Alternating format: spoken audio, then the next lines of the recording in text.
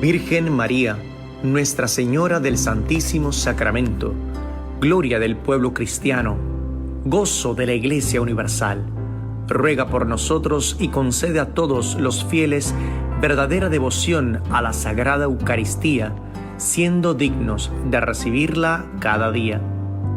Oh Dios, tú nos has dejado el memorial vivo de tu pasión bajo los velos de este sacramento.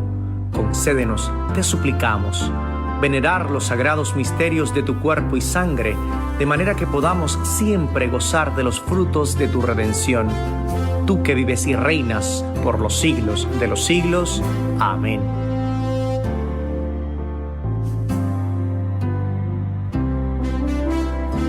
No solo de pan vive el hombre, sino también de toda palabra que sale de la boca de Dios. El Señor esté con ustedes. Y con tu espíritu. Proclamación del Santo Evangelio según San Mateo.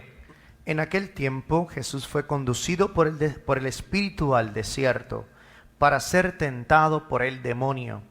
Pasó 40 días y 40 noches sin comer y al final tuvo hambre. Entonces se le acercó el tentador y le dijo: si tú eres el Hijo de Dios, manda que estas piedras se conviertan en panes.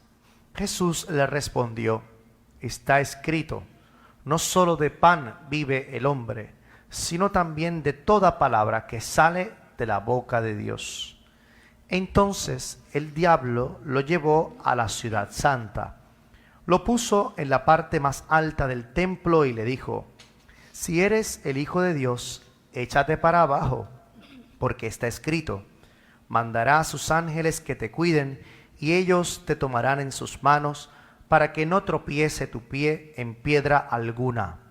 Jesús le contestó: también está escrito, no tentarás al Señor tu Dios.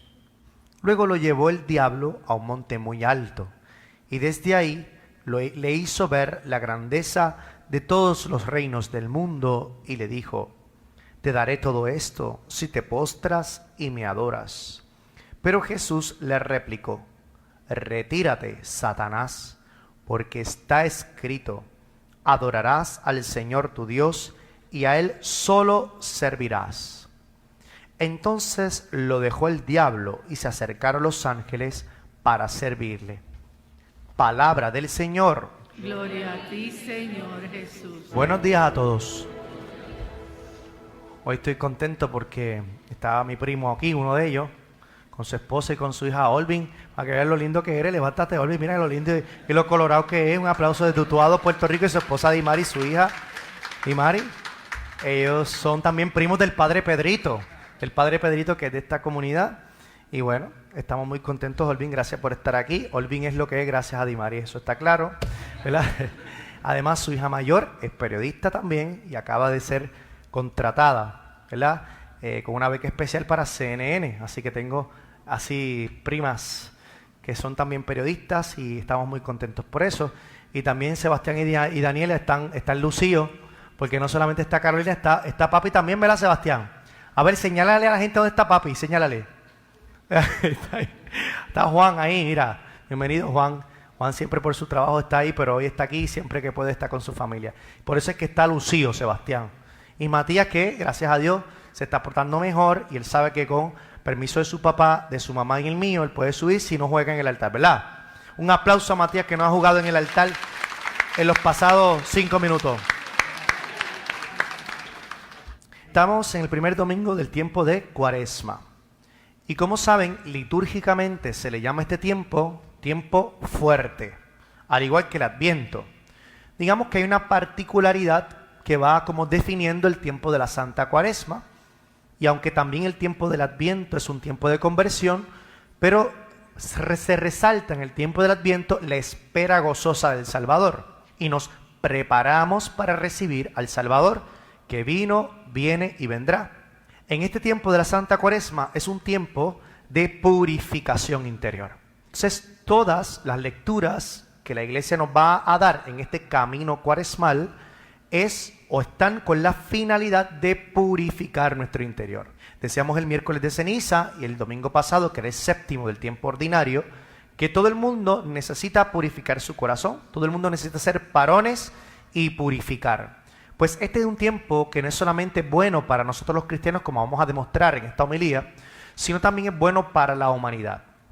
La pregunta que debemos hacernos como cristianos saludables es cómo purificamos el corazón, porque si no aclaramos los conceptos podemos vivir una espiritualidad superficial e incluso dañina. Usted sabe que hay mucha gente que vive la religión y en el fondo se hace daño. En vez de buscar la plenitud, en vez de buscar la sanación interior, vivimos, viste, me salió bien boricua, interior. Buscamos o practicamos una fe que nos hace daño. No podemos practicar fe que nos haga daño. De hecho, una fe que nos haga daño no es una verdadera fe. ¿Cómo realmente purificamos nuestro corazón? En este primer domingo del tiempo de la Santa Cuaresma, la Iglesia nos regala este Evangelio según San Mateo, del capítulo 4, los primeros 11 versículos. Y lo digo, lo pueden ver también en pantalla para que las personas que están en su hogar, pues saquen la Biblia, la desempolven y busquen Mateo capítulo 4, versículos del 1 al 11. La Iglesia nos regala este Evangelio que yo no voy a decir que me gusta mucho, porque yo no tengo credibilidad para decir que me gusta mucho, porque en el fondo todos los evangelios me gustan mucho, pero yo sí tengo que decir que este Evangelio es absolutamente catequético para nuestra vida. ¿Qué significa catequético? Pues que es un Evangelio que me enseña mucho de lo que es la vida espiritual y sobre todo de buscar la verdadera purificación interior y así no inventarme purificaciones que en vez de hacerme más santo, lo que hacen es que me hacen más rarito o rarita. Vemos un montón de cristianos raritos y no podemos ser cristianos raritos, debemos ser cristianos santos. Pues qué bien, ¿de qué nos habla en general este Evangelio del primer domingo de la Santa Cuaresma? De las tentaciones del Señor. Y fíjense que para poder purificar, lo primero que tenemos que identificar y definir lo que son las tentaciones. ¿Por qué? Y esta es mi experiencia y la quiero compartir con ustedes porque ha sido mía y también ha sido parte de mi experiencia como sacerdote. Hay personas que se acercan o para el sacramento de la reconciliación o para dialogar con el sacerdote y confunden pecado con tentación. Si realmente el pecado y la tentación es lo mismo, Jesús habría pecado en este Evangelio y Jesús no pecó nunca, pero Jesús sí fue tentado. Con lo cual tenemos que decir desde ya y desde el saque, la tentación no es pecado. Vuelvo a repetirlo, la tentación no es pecado. Entonces, ¿qué es la tentación?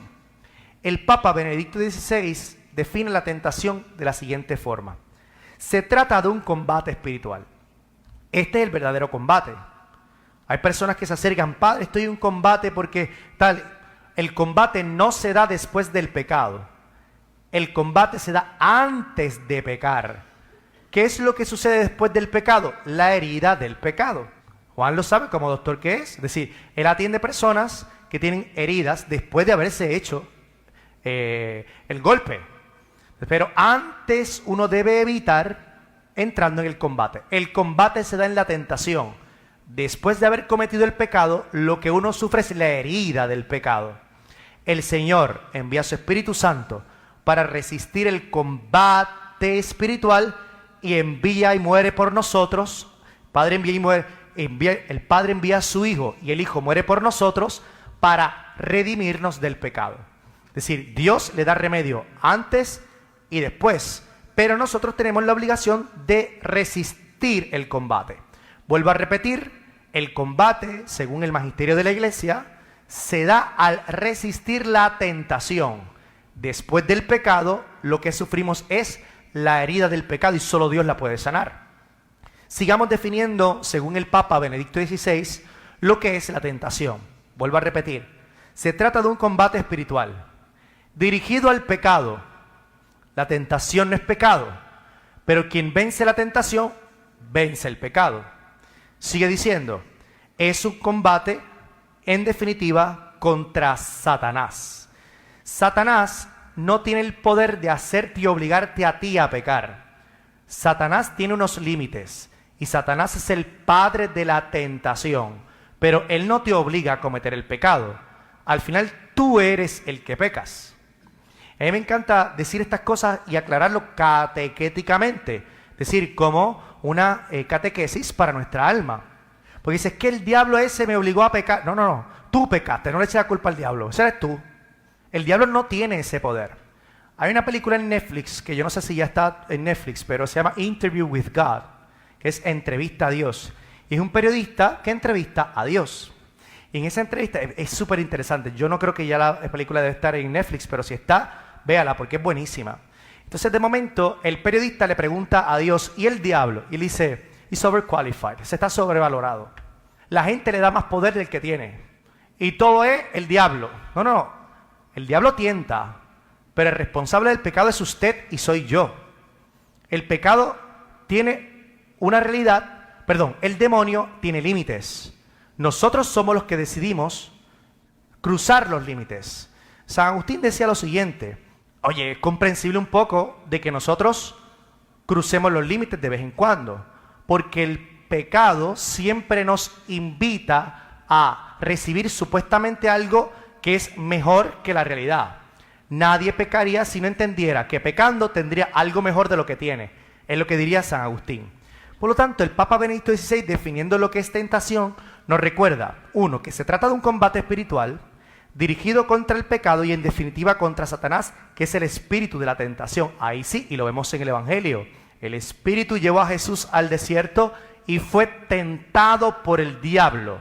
El diablo lo más que puede hacer es tentarnos, pero usted decide si peca o no. Sigue diciendo el Papa Benedicto. Es un combate que implica a toda la persona. Esto es importante que lo entendamos, porque para yo resistir la tentación no hace falta solo, aunque también, vuelvo a repetirlo, no hace falta solo, aunque también vivir una vida de piedad. Hace falta el rezo del Santo Rosario, hace falta las cruces, hace falta asistir a la Eucaristía, pero no solo eso. Tiene que haber un compromiso de toda la persona, un compromiso de mi día a día, todo lo que veo, todo lo que digo, quiénes son mis amigos, quiénes no son mis amigos, cuáles son las conversaciones que comparto. Dice San Juan Bosco, evitemos todo el pecado y lo que tenga apariencia de pecado. Dice que yo, bregando muchas veces con matrimonios, que me encanta bregar con los matrimonios, sobre todo si están en crisis. Digo, no es que me gusten que los matrimonios estén en crisis, es que me encanta trabajar esa pastoral, ¿no? Si no están en crisis, mejor, tú sabes. Entonces, Elvin, ¿te entiendes? Entonces, de momento, me dice, padre, pero es que yo, sobre todo la parte masculina, no tengo nada en contra de los hombres. Ustedes saben que yo utilizo el púlpito para defender a los hombres, porque los hombres son los pobrecitos que siempre están sufriendo en una relación, pero de vez en cuando meten la pata. Normalmente los hombres, normalmente, no estoy diciendo todo, no estoy generalizando. Y dice, padre, yo no estoy haciendo nada, simplemente me voy al liquor store y estoy allí, me doy 3 o 4 y qué sé yo qué rayos. Sí, pero y mientras tanto, ¿qué hace tu esposa en tu casa? Estudiando a los nenes, lo que sea. No, pero yo no estoy haciendo nada malo. No es que estés haciendo nada malo, es que muchas veces en ese ambiente, primero, uno busca siempre la perfección, más que en ese ambiente, debe estar en tu casa. Porque además en ese ambiente tú te comienzas a desahogar. Y quizás hay otro compañero, hombre igual que tú, que en el fondo dice, olvídate de eso, déjala ya, porque olvídate, se ha puesto gorda y fea. Mal consejo, como si nosotros no nos pusiéramos gordos, feos y calvos, ¿verdad? Un mal consejo. O de momento se acerca otra fémina y tú es tu amiga, tú sabes, y comienzas a desahogar de tu amiga solamente, pero es mi amiga solamente, es mi amiga, y usted sabe qué comienza a suceder muchas veces cuando no hacemos nada malo, pero en el fondo nos exponemos a la tentación. Por eso decía San Juan Bosco, no evitemos solo el pecado, sino todo lo que tenga apariencia de pecado, porque como dice el Papa Benedicto XVI, vencer la tentación implica todas mis potencias humanas. Pero no solamente eso, sino que el Papa especifica cuáles potencias humanas. Sigamos citando al Santo Padre, de feliz memoria, por cierto, y que exige una vigilancia atenta, es decir, consciente, racional. Por eso, para vivir una sana espiritualidad hace falta usar la razón. Es que estos cristianos son irracionales. Bueno, si usted es un cristiano irracional, primero ese es su problema, y segundo, se está perdiendo lo mejor. Porque lo mejor de todo es vivir mi fe con conciencia racional de lo que estoy haciendo. Además, para vencer la tentación tengo que hacerla de forma atenta, nos recuerda el Santo Padre. Y no solamente atenta, sino constante. consciente y constante. La tentación se vence cuando estoy consciente de ella y cuando constantemente aplico las herramientas que me da la iglesia para vencerla.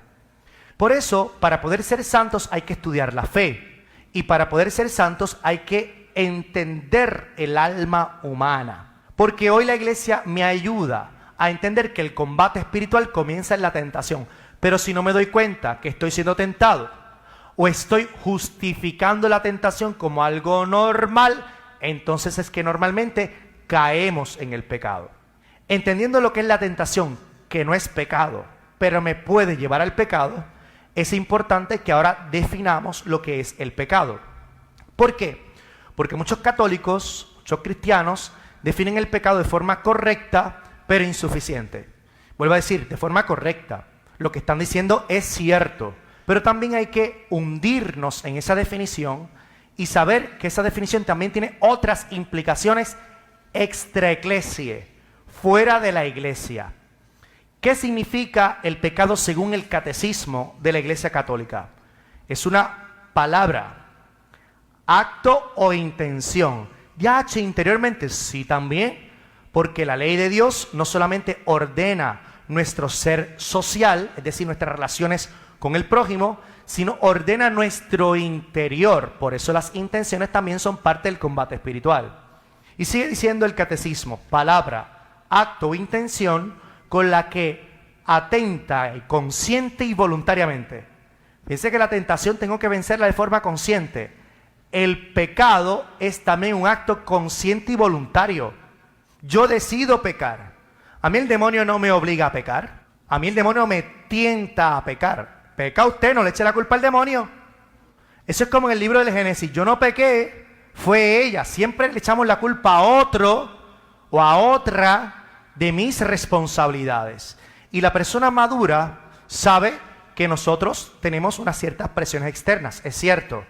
Pero quien decide hacer el bien o quien decide hacer el mal, como dice hoy la primera lectura, es usted, en el buen o en el mal uso de su libertad.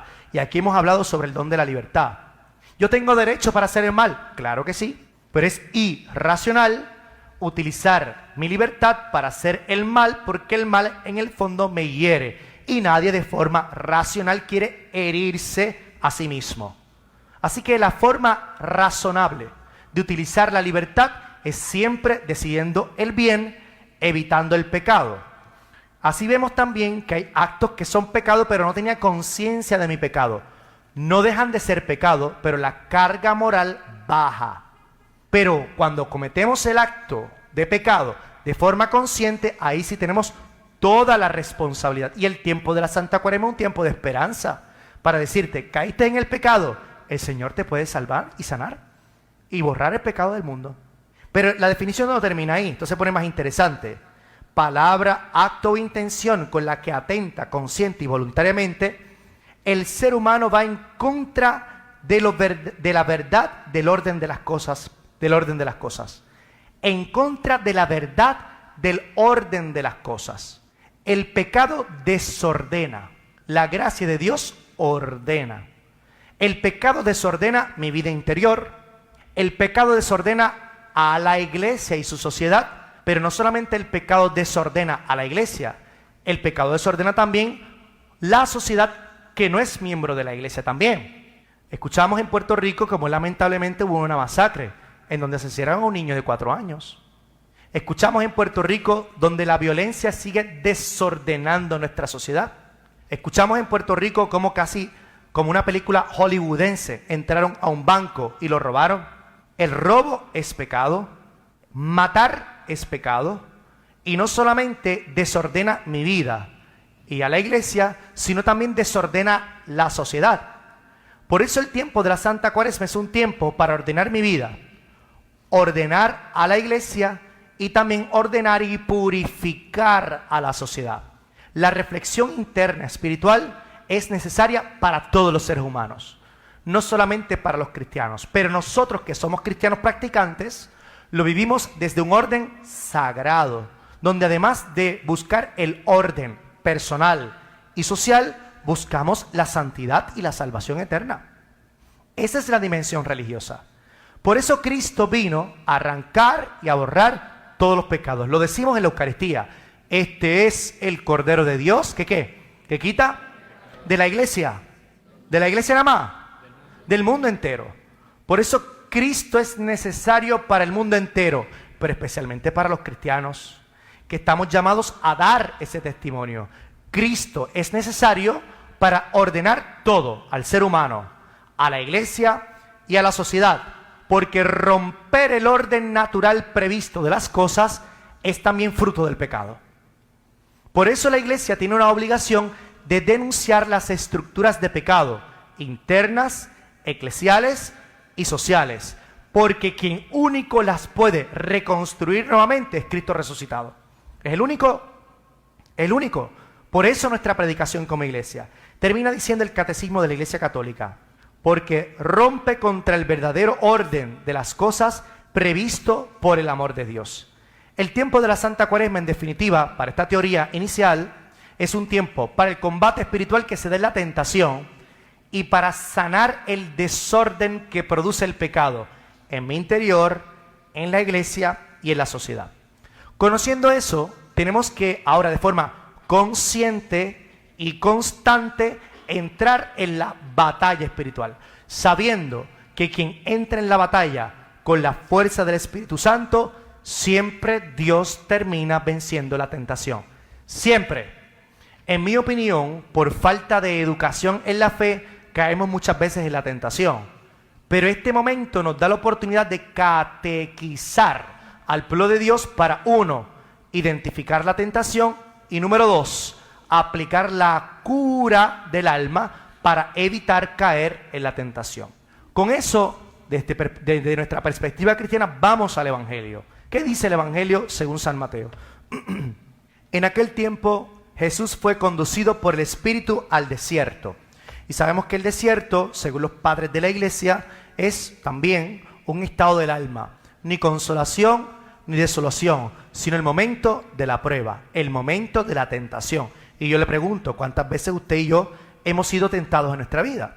Fíjate, Matías muchas veces está siendo tentado por querer jugar en el altar, pero él mantiene esa lucha en su interior y evita jugar en el altar, ¿verdad, Matías? ¿No? Sí, ¿verdad? Muy bien. ¿Ve? Matías, cada cual desde su edad hace su lucha interior. Matías tiene la suya, José tiene la suya, Olvin y Dimaris tienen lo suyo y yo tengo el mío también. Pues eso es el desierto. Sigue diciendo el evangelista San Mateo. Pasó 40 días y 40 noches. Ahí viene el sentido de la cuarentena, pero no queremos hablar de cuarentena, sino de cuaresma, tiempo de cuaresma. Y al final tuvo hambre. El hambre siempre es una necesidad inmediata para satisfacer. Así que lo que nos quiere decir en este momento, entre otras cosas también según los padres de la iglesia, que la satisfacción del placer de lo inmediato es muchas veces una de las características de la tentación por la cual el demonio quiere que pequemos. La satisfacción de lo inmediato. Pero en el Evangelio se nos habla del hambre que le produce al Señor después de pasar 40 días sin comer. Sigue diciendo el evangelista. Entonces se le acercó el tentador, satisfacción del inmediato. Si tú eres hijo de Dios, manda que estas piedras se conviertan en panes. Miren qué sinvergüenza el diablo. ¿Ve? El diablo tienta al ser humano primero por satisfacer de forma inmediata nuestras necesidades naturales. Aquí habla del hambre, pero hablemos por ejemplo de la injusticia. Alguien te hiere. ¡Guau! ¡Pum! De momento, no, pero un momentito, Olvin, tranquilo, Nana, tranquilízate, respira. Respira. No, me la va a pagar. Yo quiero de forma inmediata buscar justicia. Yo quiero de forma inmediata decirle a mi marido 3 o 4 cosas que se merece, que pobrecito no se merece. O de forma inmediata a mi esposa. O de forma inmediata al vecino. Ese arranque inmediato que me da las cosas, normalmente por ahí siempre se cuela el diablo, el demonio. La satisfacción de lo inmediato, los pensamientos impuros, los actos impuros, que también es satisfacción de forma inmediata, la justicia, la violencia, etc.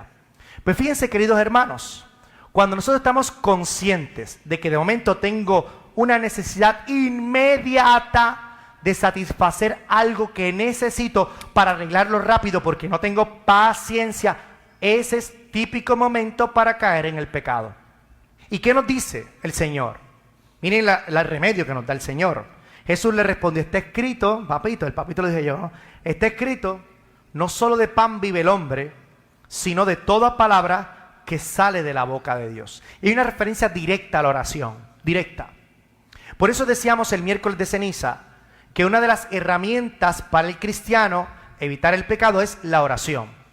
Yo no sé, y estoy seguro que todos ustedes y yo hemos tenido esa experiencia, que hemos tenido momentos difíciles en nuestra vida de coraje, satisfacción del inmediato, ¿no?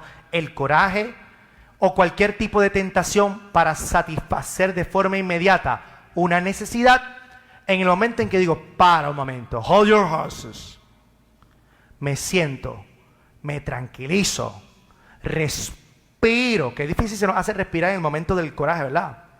Oro, dejo que el tiempo pase, me aguanto. Y cuando todo eso pasa, entonces, primero, se tranquiliza mi interior porque es fruto de la oración. La oración me da luz para saber cómo actuar, para satisfacer mi necesidad, quizás no de forma inmediata, pero de forma santa, prudente y sobre todo virtuosa. El control de uno mismo es un don del Espíritu Santo. Y ese control es precisamente la herramienta más poderosa para vencer la tentación del placer de lo inmediato. Pero claro, para eso hay que ser personas más maduras. Para eso hay que ser personas que se sepan controlar a sí mismos y si no, decirle, esposo mío, esposa mía, amigos, familiares, comunidad cristiana, ayúdenme a controlarme.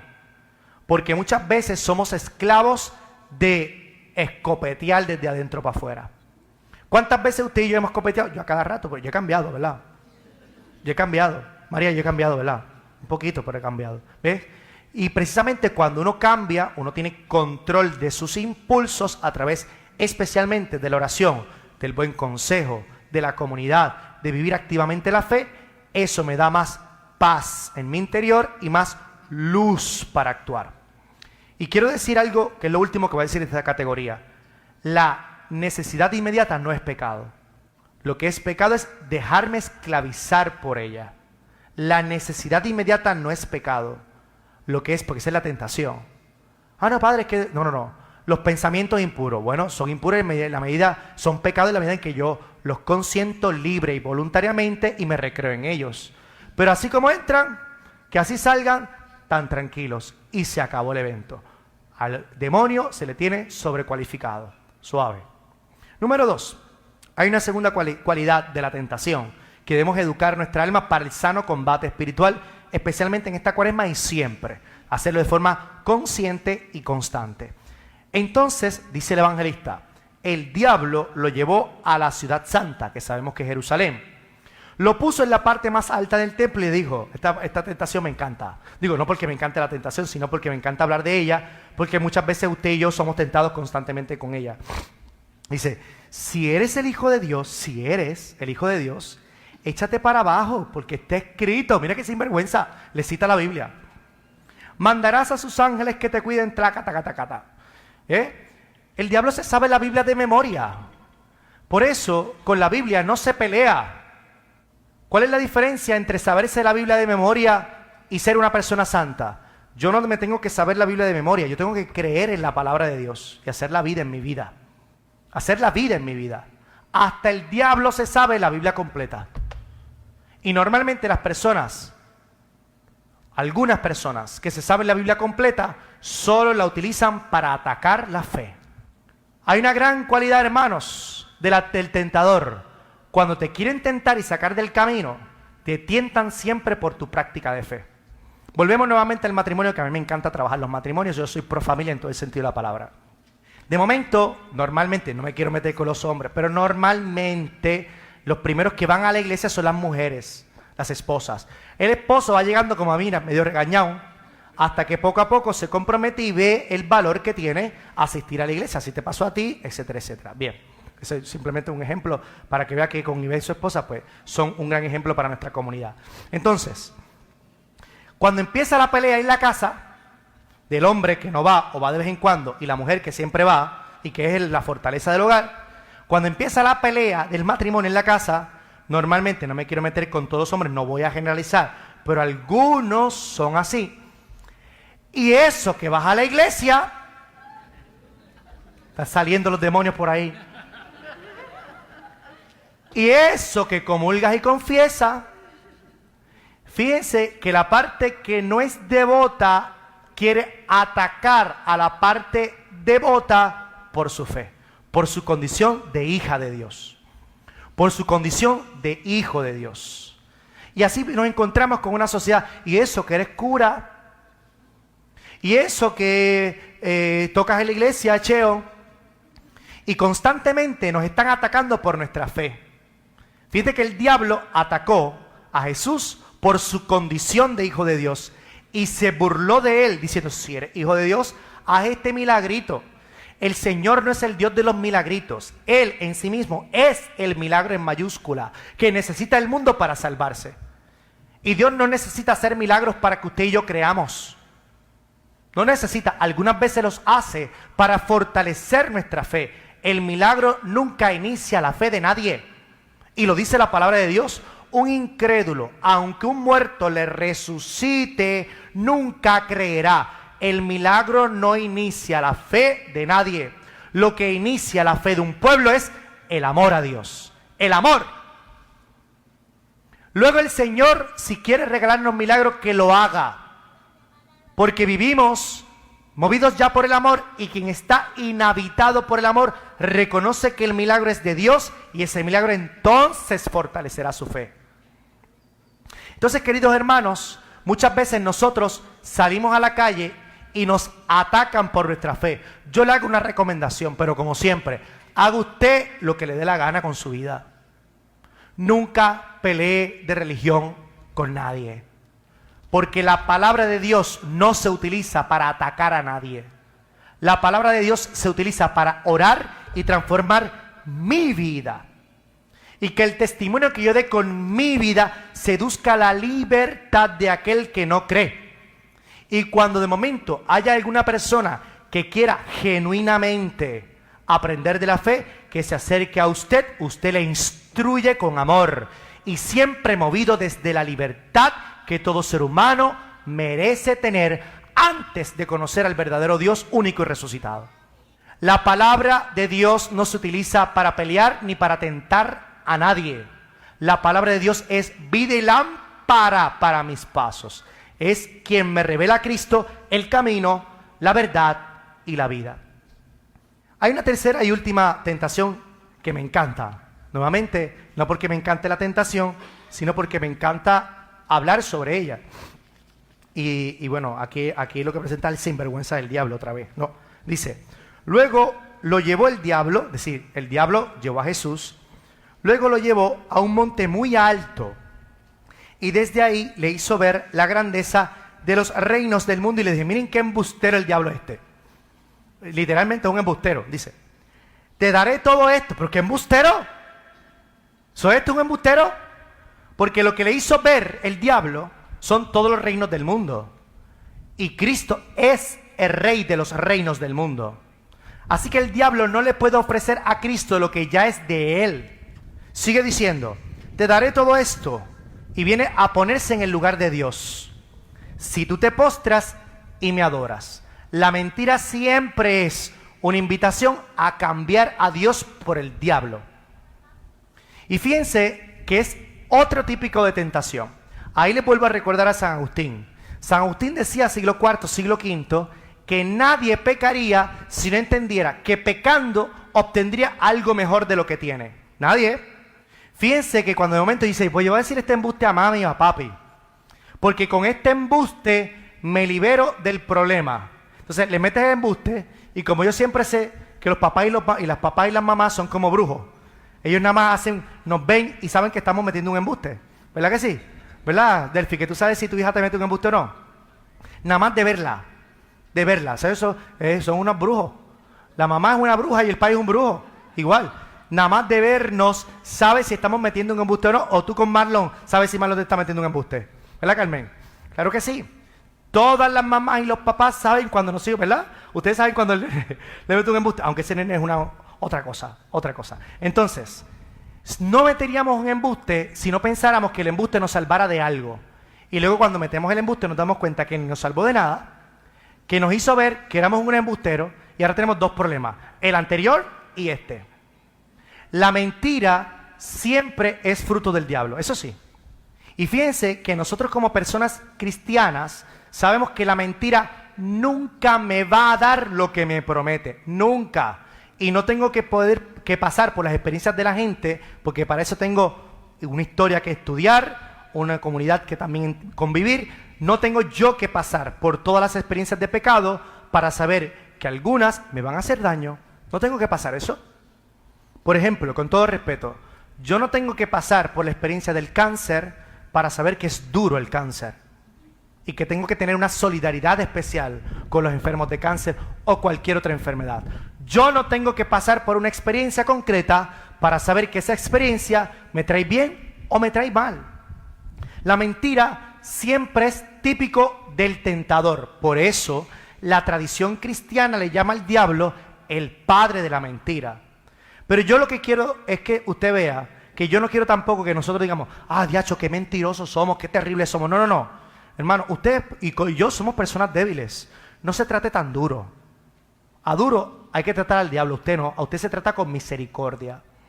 La tentación siempre pasa por la mentira de la mentira. Sigue diciendo, ¿cuál es entonces la respuesta que Cristo nos da? Y dice, pero Jesús le replicó, retírate, Satanás. La mentira la tenemos 100 pies de distancia de nosotros, o 50 pies bajo tierra. Nosotros ya sabemos que la mentira nunca nos va a dar lo que nos promete. Por eso, cuando olfateamos la mentira, simplemente la rechazamos. Pero pasar por la tentación de meter un embuste, todo el mundo pasa por eso.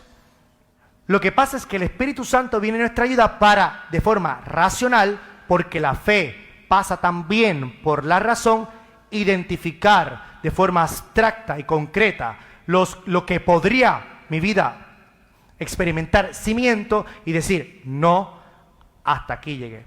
Así que mis queridos hermanos, la batalla es también un asunto de la razón. Por eso, para creer en Dios hay que saber pensar, hay que educarse. Y muchas veces, hermanos, nosotros como católicos no nos educamos en nuestra fe. Pensamos que la vida del Espíritu es meramente subjetiva y son impulsos que nacen del corazón. Tiene una dimensión subjetiva, tiene impulsos que nacen del corazón, pero sobre todo, para vencer la batalla espiritual hace falta educar la razón. Quien educa la razón le dice que no a la tentación. Si le dices que no a la tentación, evitas el pecado. Si evitas el pecado, quien vive en ti es Cristo resucitado. Así sea.